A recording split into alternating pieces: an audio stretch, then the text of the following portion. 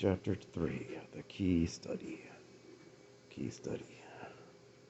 Alright, that's me under blankets.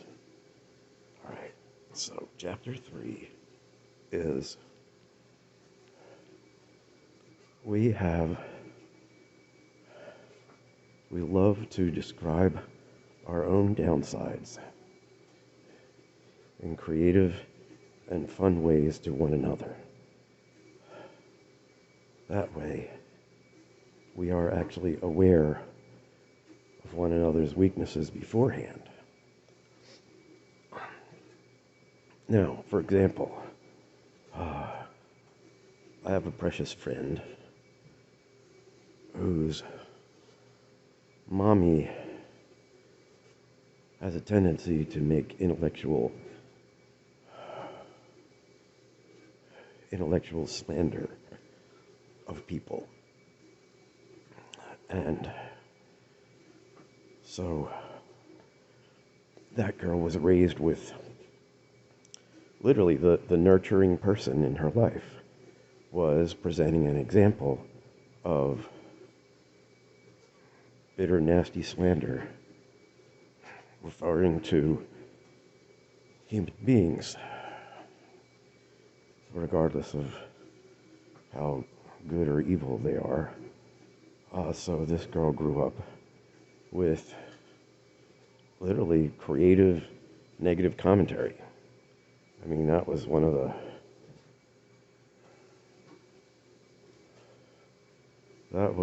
the wild and beautiful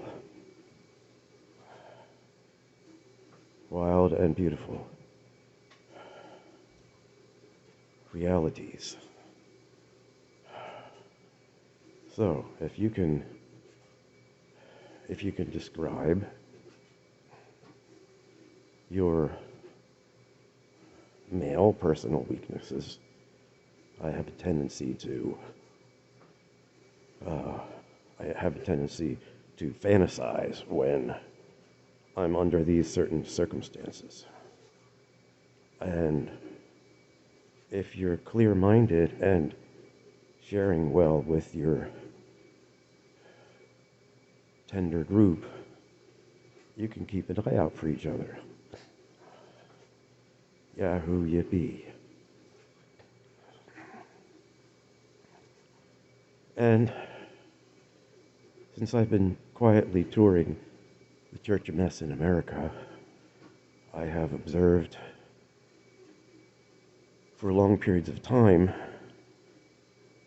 various people avoiding some essential unifying practices that Jesus taught. And I've observed people kind of exalting themselves and their preaching and presentations. And it's actually a real benefit for us to interact with one another in this area of our own downsides and weaknesses. 2 Corinthians 12. I celebrate my weaknesses. That exalts God and exalts Jesus. Hi, I have a friend who's perfect. Let me describe to you how I am not perfect in a couple of areas. So, like the first friend I was talking about, it is not her desire to be nasty and slanderous towards people. But when she's under stress or critical things are popping up in her face, often this voice, it's actually a spirit, this voice of condemning people or atmospheres. Oh, these people are a bunch of blah, blah, blah. And that's why I'm having a problem. It's the people, it's the atmosphere. When in fact there is peace available. So, chapter 3. We love finding creative ways of talking about our downsides. So as we come together for the truth meal, we're checking in on the areas where we're not so good sometimes. And